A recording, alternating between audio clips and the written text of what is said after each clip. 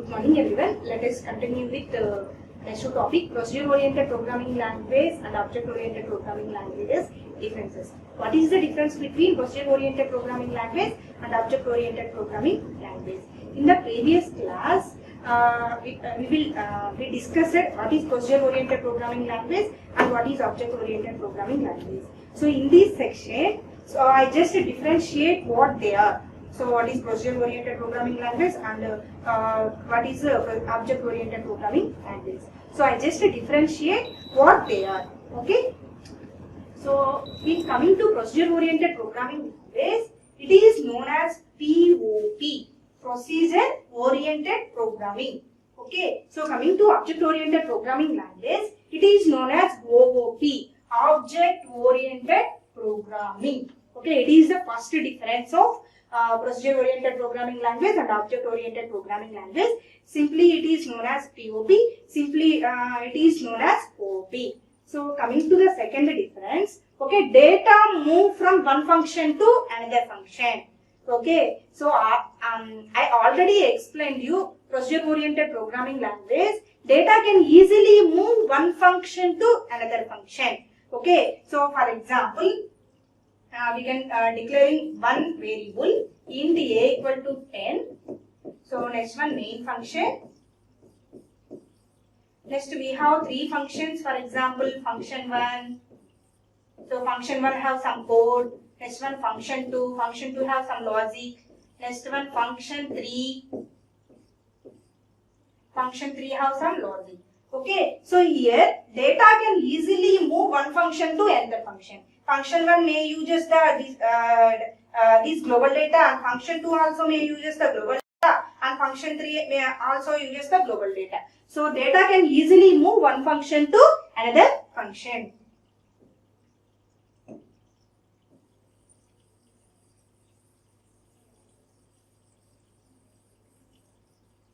Okay, next one coming to object-oriented programming language, functions that operate on data, so bind to the form of class. Okay, so in coming to object-oriented programming language, it ties the data more closely to the functions. For example, one object is there, object A. So object A have some data and functions. Okay, so object A data can access only functions of object A only. Outside object cannot access the object A data. So data that operate, the functions that operate on data are bind to the form of class. Okay. So procedure-oriented programming language, data can easily move one function to another function. So coming to object-oriented programming language, it ties the data more closely to the functions and operate it. Okay. So next one, third difference. Okay, most of the functions share global data. Okay, so because in the programming language we have to declare some global variables. Okay, data means variables or fields. Okay, so we can also known as variables, data or fields. Both are same. So global data can easily most of the functions share global data. So we can declaring some global variables. So what is the scope of global variable? So entire program we can use in global variable. So that's why in procedure-oriented programming language, global data can easily share one function to another function. So coming to object-oriented programming language, data structures characterizes objects. So for example, in Java, array, linked list, tree, graphs, these all are data structures. Okay, in Java, arrays is also a object. In Java, everything we have considered as object because Java is collection of objects. Okay, so in object-oriented programming language, data structures characterizes object. For example, array is data structure. Okay, so array means it is also one type of object. Okay, so coming to the procedure-oriented programming language, it is a top-down approach. Okay, procedure-oriented programming language follows top-down approach because larger programs are divided into smaller programs. Okay, so first we have main program, next it can be divided into multiple functions, function 1, function 2, function 3 and so on. Okay, so for example, it follows the top-down approach. For example, main program.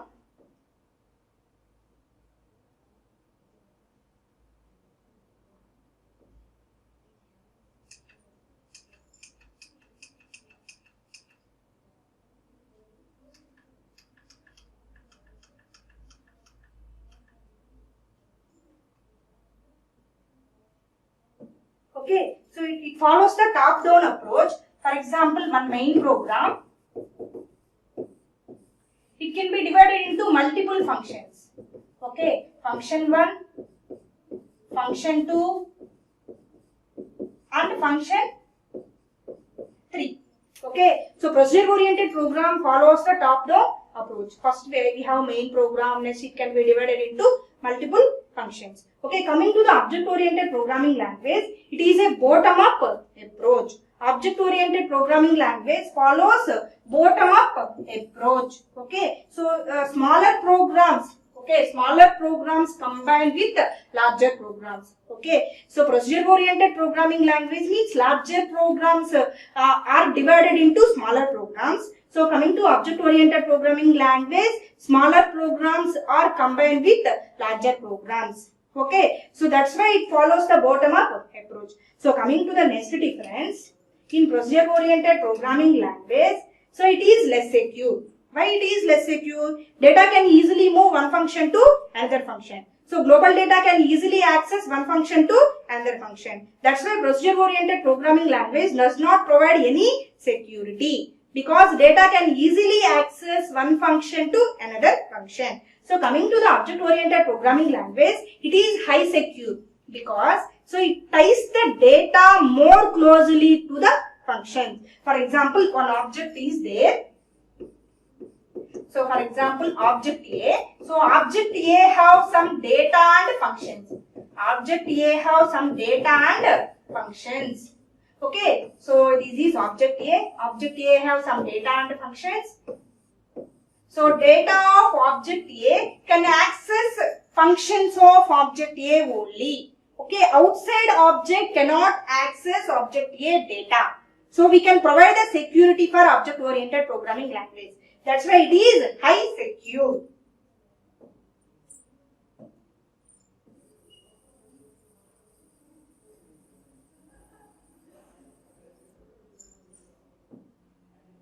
Okay, next one, coming to the next difference. So it needs very less memory. Okay, so procedure-oriented programming language needs very less memory. Okay, so coming to the object-oriented programming language, it needs very high memory. Okay, so because whenever we can creating object, it needs very memory. Because in object-oriented programming language, only main method could be loaded into the memory.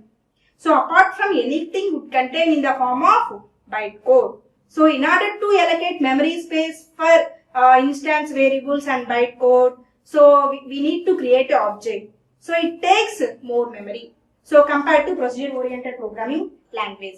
Okay. So examples of procedure-oriented programming languages are COBOL and C. So examples of object-oriented programming languages are C++, Java and .NET. So coming to the procedure-oriented programming language, it does not have any access specifier, because C programming language does not support the concept called access specifiers. Okay, coming to the object-oriented programming language, it has access specifiers like public, private, protected, default. Okay, so Java supports the concept called access specifier. That's why we can restrict the data from one function to another function. But in procedure-oriented programming language does not support the concept called access specifier. Object-oriented programming language supports the access specifiers. Access specifier means it's like public, private, protected and default. Okay. Next one, coming to procedure-oriented programming language, it follows no overloading. It follows no overloading. So coming to the object-oriented programming language, it follows overloading. Okay, so we can achieve overloading concept through compile time polymorphism. Okay, so overloading means the concept of defining multiple functions with the same name. Okay, by changing data type of parameters, it is known as overloading. So I will briefly explain overloading concept and polymorphism concept in the second chapter. In the second chapter, I will discuss briefly. Okay, these all are differences between procedure-oriented programming language and object-oriented programming language. Okay, in a subject point of view also, it is very, very important. And the interview point of view also, it is very, very important. So in future interviewer will ask what is the difference between procedure-oriented programming language and object-oriented programming language. This concept is very, very important. Okay, so finally, what are the differences between procedure-oriented programming language and object-oriented programming language? Okay, what are the examples of procedure-oriented programming language? Okay, see, what are the examples of procedure-oriented, object-oriented programming languages? Java. Okay, C is collection of functions. Java is collection of objects. Okay, so coming to procedure-oriented programming language, data can easily move one function to another function. So coming to the object-oriented programming language, okay, it ties the data more closely to the functions. Okay, so coming to the procedure-oriented programming language, it is less secure. Coming to the object-oriented programming language, it is more secure. Okay, coming to the procedure-oriented programming language, it needs less memory. So coming to the object-oriented programming language, it needs high memory. Okay, so procedure-oriented programming language, it follows no overloading. Coming to the object-oriented programming language, it follows overloading. Okay, so procedure-oriented programming languages are less secure, object-oriented programming languages are high secure. Okay, these all are differences between procedure-oriented programming language and object-oriented programming language. Okay, so next, let us continue with the next topic. Okay, OOPS concepts. Okay, so OOPS concepts, object-oriented programming concept. Object-oriented programming concept. Okay, so what they are? First one, object. Okay, so the second one, class. Third one, encapsulation. Fourth one, polymorphism. Fifth one, inheritance. Sixth one, abstraction. Okay, these six or overall six OOPS concepts.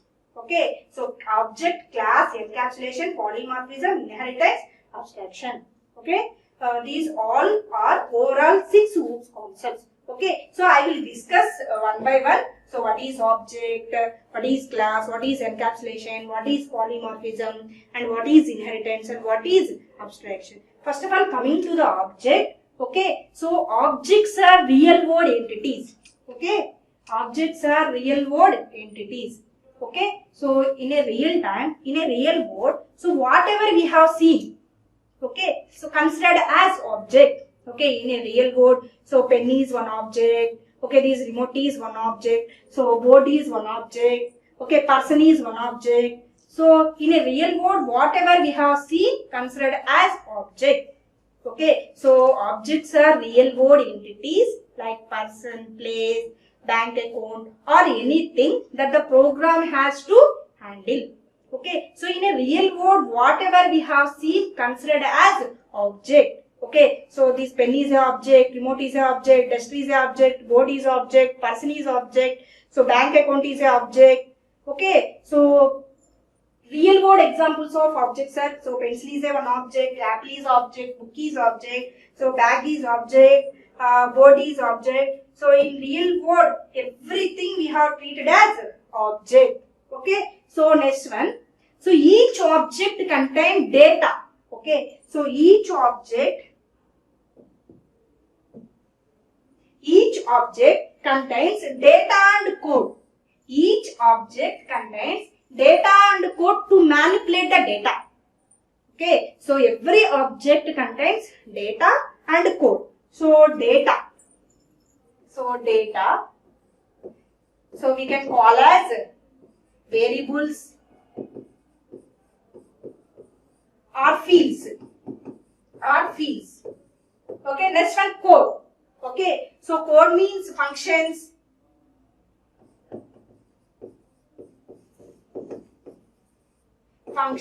Code.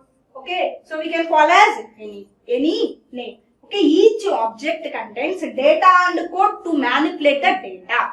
Okay, so for example, we can take one object. Okay, so for example, look at these example. Okay, so here employee is a object. Okay, so here employee is a object. Okay, so employee is a one object. So what are the data members of employee object? Age and salary. Okay, these two are data members, are variables, okay, or fields. So we can call as any name. So what are the functions, methods, behaviors, are code of these object tags. Okay, so coming to the next example, here bank account is a object. Here bank account is a object.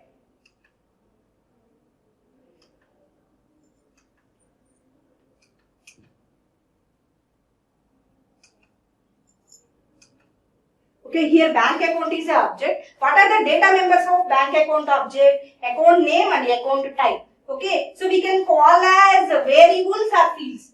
Okay, so what are the functions of bank account object? Deposit, withdraw and balance inquiry. Okay, these three are functions or methods or code. So we can call as any name. So each object contains data and code to manipulate the data.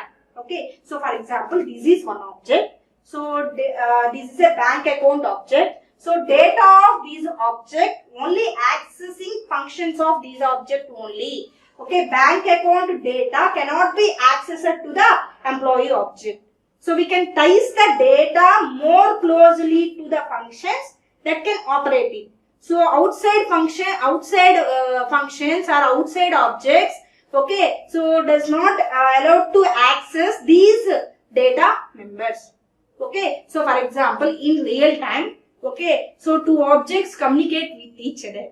For example, customer. Okay, so customer and bank account, these two are objects. So when a program is executing, so customer object may send a message to the bank account object to requesting balance. Okay, so in a real time, two objects will be communicated. Okay. So next one, coming to next OOPS concepts, class. So what is class? Okay.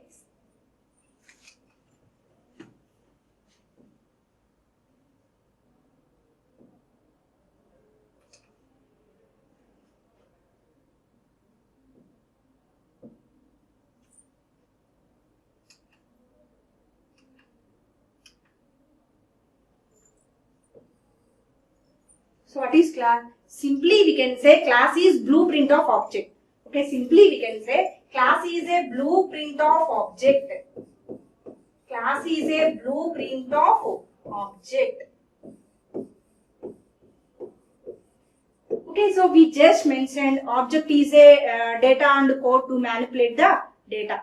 Okay, so simply class is a user defined data type. Okay, class is a user defined data type and the class is a keyword. Okay, so class is a keyword.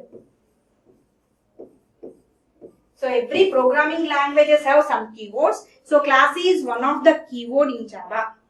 Okay, so what are the rules and regulations for declaring a keyword? First letter should start with lowercase letters. So in a Java programming language, whenever we can declaring a class, so class first letter should start with lowercase letter. Okay, these are the rules and regulations for declaring a keyword. Okay, class is a keyword. Okay, class is way to bind the data and its related functions. So class is way to bind the data and its related functions. Okay, class is way to bind the data and its related functions. Bind means making something available only its related areas. For example, we can take a bank account object. So what are the related functions of bank account object? So balance inquiry, deposit, withdraw, these all are functions of bank account object. Okay, so eat, play, okay, these two functions are not related to the bank account object. Okay, so a class means it is way to bind the data and its related functions. Okay, so it should not be the unrelated functions. Okay, so next point is class is collection of objects of similar type. Okay, so class is collection of objects of similar type.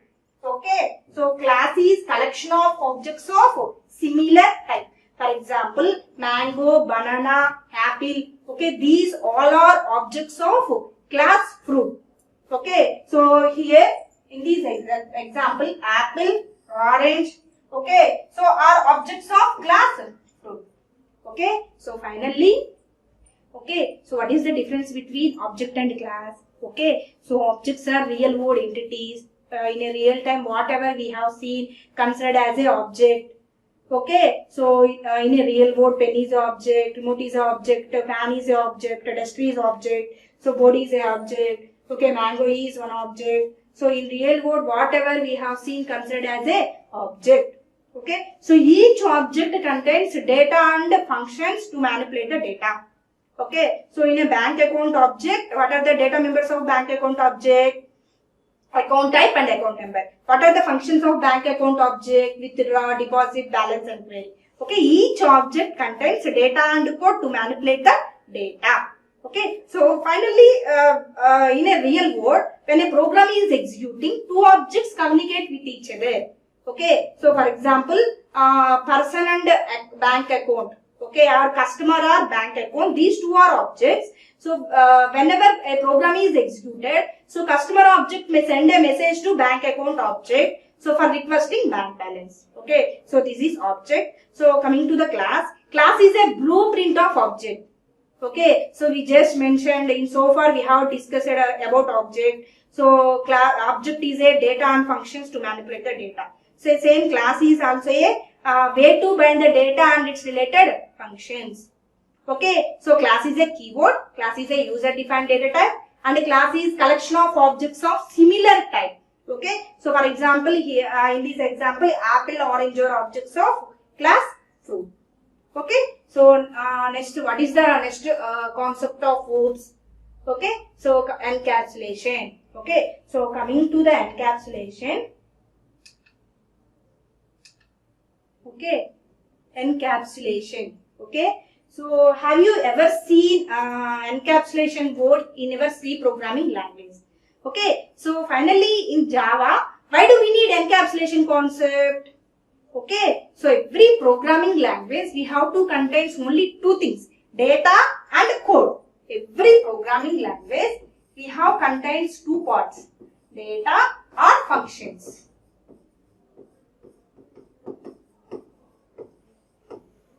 Okay, so data and functions, these two are important things in every programming language. For example, okay, so data is corrupted.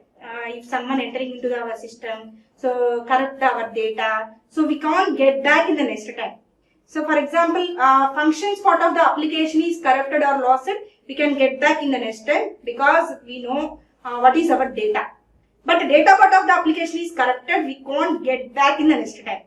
Okay, so for example, in student point of view, student roll number is the data part of the application. Okay, and this student marks is the functions of student object. For example, results are came, student forgot their roll number. How they have to retrieve your marks. Okay, for example, student know the roll number, he can easily retrieve their marks. Okay, so data is most important. So if anyone corrupt our data, we can't get back in the next time. So we can provide the security for data part of the application. So in C programming language, it does not support the concept called encapsulation. So but Java, it supports the encapsulation concept. Okay, so why encapsulation concept was introduced in Java? In order to provide highest security for data part of the application, the concept of encapsulation was introduced in Java. Okay, so why encapsulation concept was introduced? So in order to provide highest security for data part of the application, the concept of encapsulation was introduced. Because in C programming language does not support the concept called encapsulation. That's why C is less secure concept. Okay, so Java provides the encapsulation concept. That's why Java is high secure. So finally, what is encapsulation? Wrapping up data and functions. Okay, so wrapping up data and functions in a single unit. In a single unit is known as encapsulation. Okay, so wrapping or binding, both are same. Wrapping means the concept of defining multiple functions. Okay, so every programming language we have to contain data and functions. Okay, so it should be the related areas. Okay, making something available only its related areas. It should not be the unrelated areas. Is known as binding. Okay, so wrapping up data and functions in a single unit is known as encapsulation. Okay, so data encapsulation is most strictly feature of the class. Data is not accessible from outside objects. So we can restrict the data more closely to the functions. This concept is also known as information hiding or data hiding. Okay, so what is encapsulation? Okay, wrapping up data and functions in a single unit is known as encapsulation. Okay, so encapsulation is the most strictly feature of the class. Data is not accessible outside the board. Okay, so data is not accessible outside board or outside objects. Only those functions which are wrapped in the class can access it. Okay, so this process is also known as data hiding or information hiding. Okay, so all of you look at this example. See here one class is visible. Okay, so so all of you imagine this is a class. Okay, so in this class have some fields and methods. So we can fields we can also known as data members. Okay, so functions, methods we can also known as functions or logic or code, anything we have to call any name. Okay, okay, so this A class, okay, fields can access only methods of this class only. Okay, so A class fields can access only methods of class A only. So outside entry is not allowed. Okay, so in outside object cannot access these fields directly. Okay, okay, only class, this is a one class. For example, imagine this is a class. Okay, these data members can access methods of this class only. Outside class does not access these fields, these data members directly. Okay, so that's why we can provide the security for data part of the application. Okay, so why encapsulation was introduced? In order to provide highest security for data part of the application. Okay, so coming to Java, so through encapsulation concept, we can provide the security for fields or data. So we can provide security for data or fields. So we can restrict the data. So only methods of this class access. Okay, so what are the data members available in this class? So outside, okay, outside entry is not allowed. So cannot access directly in outside objects or outside entity. Okay, so finally in so far what we have discussed. Okay, so class, object, encapsulation. Okay, remaining 3 OOPS concepts I will continue in next class. So finally in so far what we have discussed. Okay, only 3 OOPS concepts: class, object, encapsulation. Okay, so I will give some important points regarding to class, object, and encapsulation.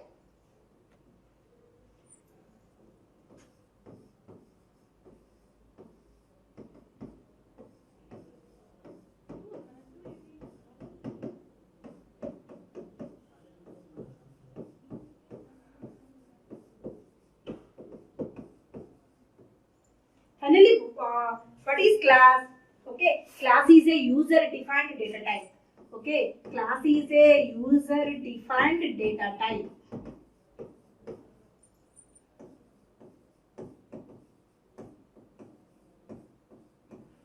Okay, in simple way, anyone can ask what is a class. Simply you can say class is blueprint of object. Okay, simply you can say class is a blueprint of object. Class is blueprint of object.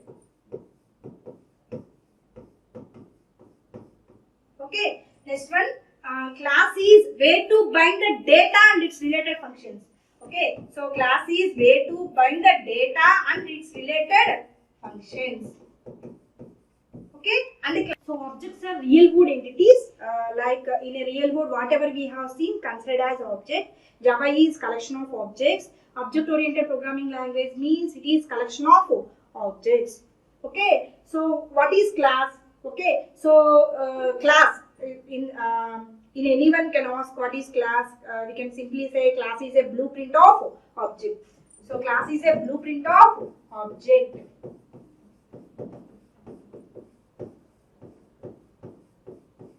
Okay, and class is a user defined data type. Class is a keyword.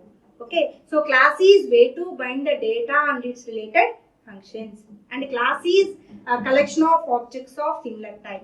For example, mango, banana, orange, these all are objects of class fruit. Okay, next one, coming to the encapsulation. So what is encapsulation? Wrapping up data and functions in a single unit. Wrapping up data and functions in a single unit is known as encapsulation. So wrapping up data and functions in a single unit is known as encapsulation. So we can simply say encapsulation is the backbone of OOPS concepts. Okay, so remembering these points, encapsulation is the backbone of OOPS concepts, because we can provide the security for data part of the application through encapsulation concept. Okay, so